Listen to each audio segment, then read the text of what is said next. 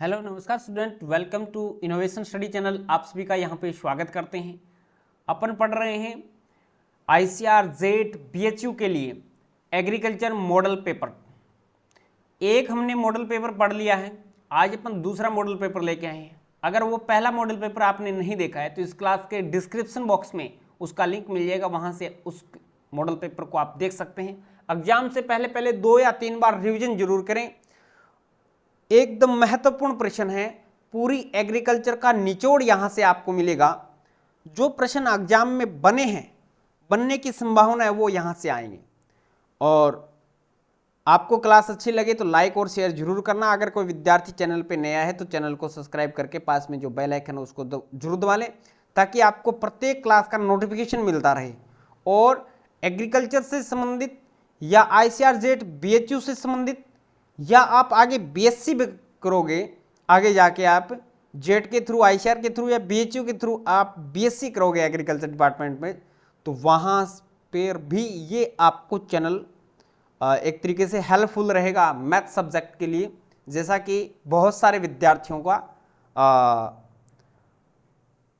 यहाँ से बहुत सारे विद्यार्थियों को फायदा हुआ है और कंटिन्यू क्लासें उस पर लगती आ रही है। तो चलिएगा आज की क्लास बिना किसी देरी के शुरू कर रहे हैं। पहला प्रश्न आज की क्लास का इस प्रकार से रहेगा, आयरलैंड में आलू में पछेती झुलसा बीमारी के कारण अकाल पड़ा था। आयरलैंड में आलू में पछेती झुलसा बीमारी के कारण अकाल पड़ा था, कौन से सन में पड़ा था? ऑप्शन नंबर बी राइट हो जाएगा।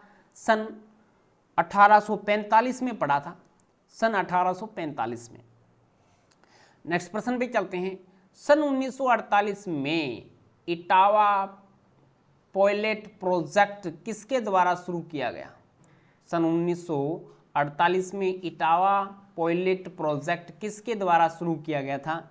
4 ऑप्शंस दे रखे हैं। ऑप्शन नंबर ए राइट हो जाएगा, अल्बर्ट मेयर के द्वारा। अल्बर्ट मेयर के द्वारा ऑप्शन नंबर ए राइट हो जाएगा। राष्ट्रीय विस्तार सेवाएं NES की शुरुआत हुई।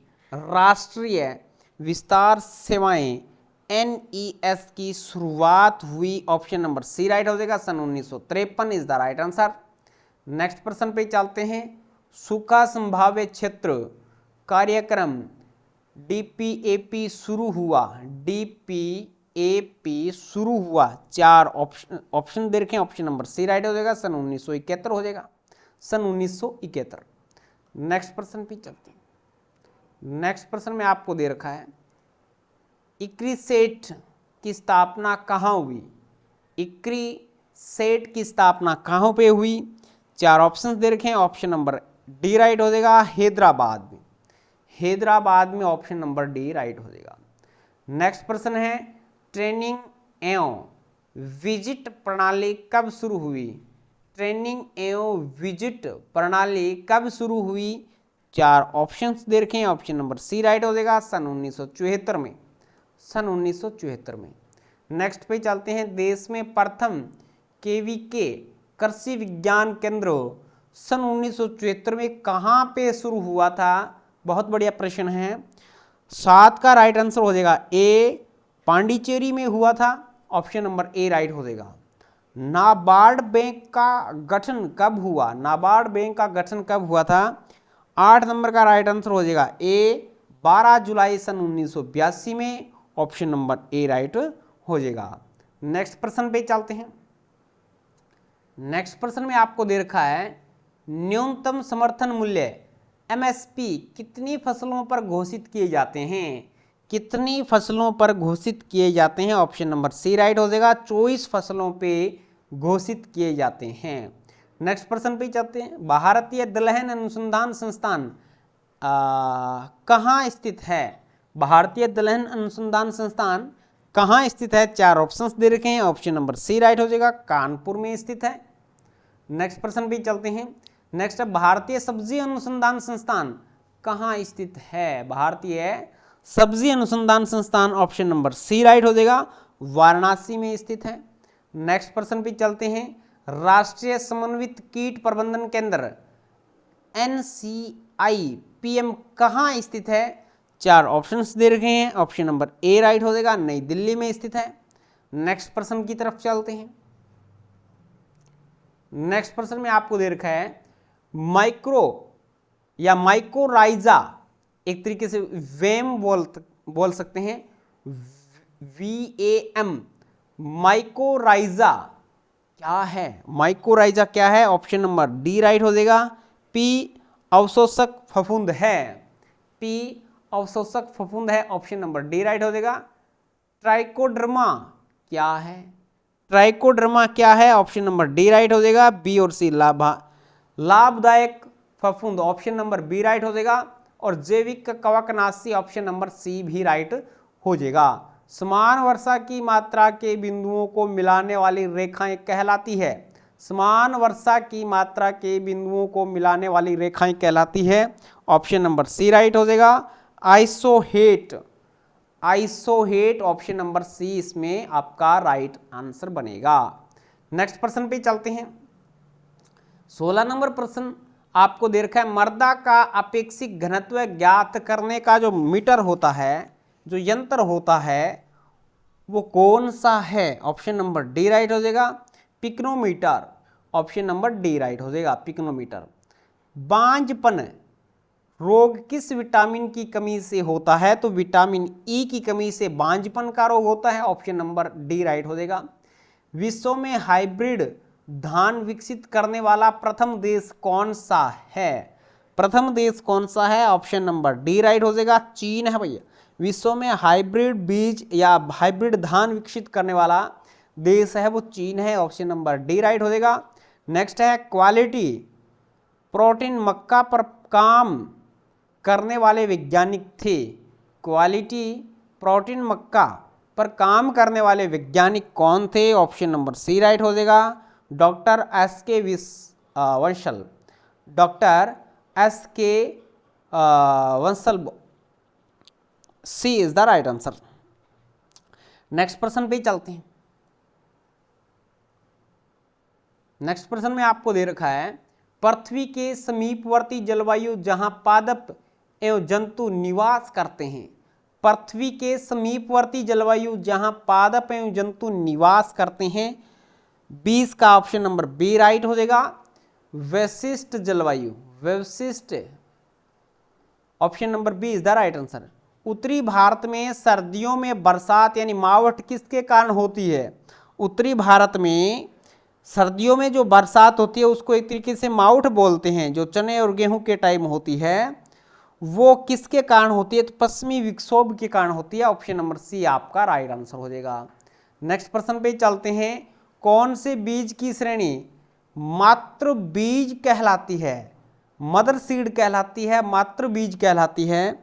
तो ऑप्शन नंबर 22 का ऑप्शन नंबर बी राइट हो जाएगा, आधार बीज कहलाती है, option number B is the right answer.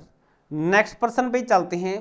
Next प्रश्न में आपको दे रखा है 23 में ऐसी फसलें जिनके लिए भू परिष्करण क्रियाएं करना आवश्यक है क्या कहलाती है? 23 का राइट आंसर हो जाएगा D, D is the right answer, arable फसलें कहलाती है। नेक्स्ट प्रश्न पे चलते हैं। एक फसल को काटने से पूर्व दूसरी फसल उसी खेत में बोना उदाहरण किसका है? एक फसल काटने से पूर्व दूसरी फसल उसी खेत में बोना किसका एग्जाम्पल है? Option number C, C is the right answer, relay फसल का एग्जाम्पल है, उदाहरण है। नेक्स्ट प्रश्न पे चलते हैं। मृदा नमी ज्ञात करने का यंत्र है। मृदा की जो नमी ज्ञात की जाती है वो कौन से यंत्र से की जाती है? ऑप्शन नंबर डी राइट हो जाएगा, यानी जिप्सम ब्लॉक से भी कर सकते हैं और टेंसियोमीटर से भी कर सकते हैं, neutron moisture meter, option number C भी राइट है, यानी उपरोक्त सभी सारे के सारे आंकड़े एकदम सेटिस्फाई बैठ रहे हैं। नेक्स्ट प्रश्न भी चलते हैं। प्रश्न संख्या 26 में दे रखा है बालू मृदा में नमी ज्ञात करने का श्रेष्ठ यंत्र है। बालू मृदा में नमी ज्ञात करने का श्रेष्ठ यंत्र है, ऑप्शन नंबर सी राइट हो जाएगा, tensiometer, option number C is the correct answer. मृदा रहित अवस्था में पौधे लगाना कहलाती है या कहलाता है? मृदा रहित अवस्था में पौधे लगाना, मिट्टी के बगैर पौधे लगाना क्या कहलाता है? तो हाइड्रोपोनिक कहलाता है, option number A is the right answer हो जाएगा। फसल से प्राप्त कुल उपज एवं फसल द्वारा उपयोग वाष्पोत्सर्जन की मात्रा का अनुपात या रेशो क्या कहलाता है? 4 ऑप्शंस दे रखे हैं, इसको थोड़ा सा छोटा बना लेते हैं। 4 ऑप्शंस दे रखे हैं। ऑप्शन नंबर 28 का बी हो जाएगा, फसल की जल उपयोग दक्षता। ऑप्शन नंबर बी आपका इसमें राइट आंसर हो जाएगा। नेक्स्ट 29 प्रश्न पे चलते हैं। सामान्य मृदा का कण घनत्व होती है, सामान्य मृदा का कण घनत्व होती है, 4 ऑप्शंस दे रखे हैं। ऑप्शन नंबर बी राइट हो जाएगा, 2.65 हो जाएगा। नेक्स्ट प्रश्न पे चलते हैं। कौन सी मृदाओं का स्थूल घनत्व ज्यादा होता है? कौन सी मृदाओं का स्थूल घनत्व ज्यादा होता है? 4 ऑप्शंस दे रखे हैं। ऑप्शन नंबर सी राइट हो जाएगा, बालू मृदा का। नेक्स्ट प्रश्न पे चलते हैं। जलोढ़ मृदा का निर्माण कौन से मृदा समूह से होता है? जलोढ़ मृदा का निर्माण कौन से मृदा समूह से होता है? 4 ऑप्शंस दे रखे हैं। ऑप्शन नंबर डी राइट हो जाएगा, एंटीसोल से होता है। Option number D is the right answer. Next प्रश्न पे चलते हैं। 32 नंबर में आपको दे रखा है, पृथ्वी की ऊपरी परत में कौन सा तत्व सबसे ज्यादा मात्रा में पाया जाता है? 4 ऑप्शंस दे रखे हैं। ऑप्शन नंबर बी राइट हो जाएगा, ऑक्सीजन सबसे ज्यादा मात्रा में पाया जाता है। भारत में कौन से समूह की मृदाएं सर्वाधिक क्षेत्र पर है? भारत में किस प्रकार की मृदा है वो सर्वाधिक क्षेत्र पे है?